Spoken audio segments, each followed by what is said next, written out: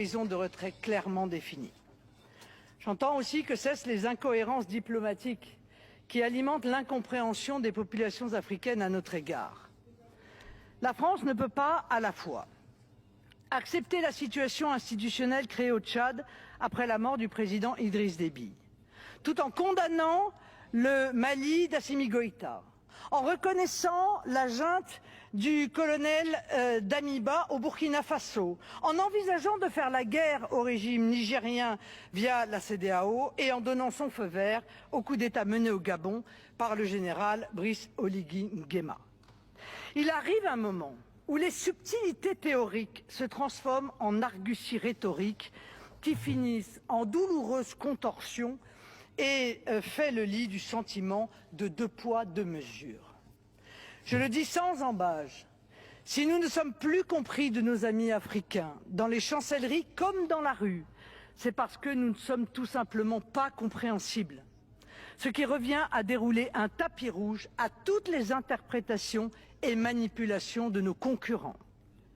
Or, pour comprendre les enjeux, être compréhensible pour nos partenaires, bref, pour mener une politique étrangère digne de ce nom, nous avons besoin d'experts.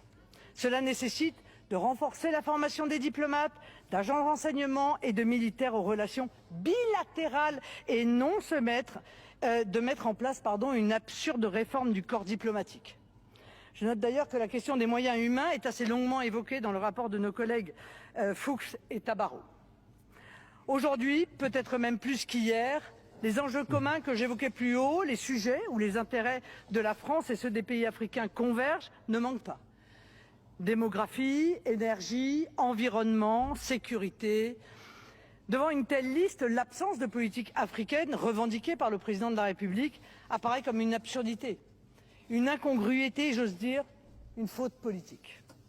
Alors que le continent a dû faire face au choc de la pandémie, puis aux effets dévastateurs de l'inflation induite par la guerre en Ukraine et la désorganisation des marchés alimentaires, il est temps que la France renoue avec une politique africaine qui constituera le cadre des partenariats qu'elle proposera en toute transparence à nos amis africains.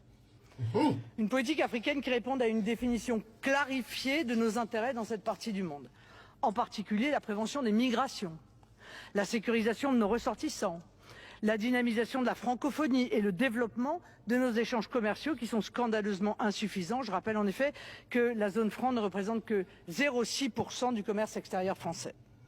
Et puisque j'évoque la francophonie, permettez-moi de m'arrêter quelques instants dessus. La francophonie est en effet l'autre grande réalité humaine qui doit structurer notre partenariat avec l'Afrique, car elle trouve sur le continent africain un cadre de développement naturel. La francophonie n'est pas à mes yeux la roue de secours de l'influence française. Comme le disait Léopold Sédar Senghor, la francophonie est un mode de pensée et d'action, un canal naturel de dialogue et d'échange pour les pays ayant le français en partage et pour près de 300 millions d'hommes et de femmes de par le monde, dont beaucoup vivent sur le continent. La francophonie est essentielle parce qu'elle apporte au monde en termes de préservation de la diversité culturelle et linguistique, mais elle doit apparaître aussi comme directement utile à la jeunesse africaine. Au-delà de la langue, qui doit bien sûr servir à promouvoir les coopérations éducatives, scientifiques, universitaires, techniques, la francophonie devra être la base du développement d'une véritable union francophone, dont j'ai d'ailleurs eu l'occasion de présenter les grandes lignes durant la campagne présidentielle, avec notamment un volet économique et financier comportant la création d'une banque de développement de la francophonie, à laquelle serait adjointe une agence francophone de promotion de l'industrialisation en Afrique. Cette agence pourrait notamment relancer l'initiative portée il y a quelques années par Jean-Louis Borloo d'électrification de l'Afrique. À plus court terme, je suis convaincu qu'il faut dépasser la notion d'aide publique au développement, qui est une notion étroitement budgétaire, pour redonner tout son lustre au concept de coopération. La coopération rénovée, c'est notamment la promotion des investissements pour aider l'Afrique à réussir son industrialisation et sa montée en gamme technologique et productive. Pour l'aider dans cette voie, il manque aujourd'hui à la France un ministère de la coopération qui assure la tutelle effective de l'Agence française de développement et qui donnerait des impulsions conformes à une loi d'orientation de 5 ans qui devrait être votée après un large débat. Cette loi devrait notamment avoir pour objectif de donner un avenir à la jeunesse africaine sur le sol africain. Que les choses soient claires.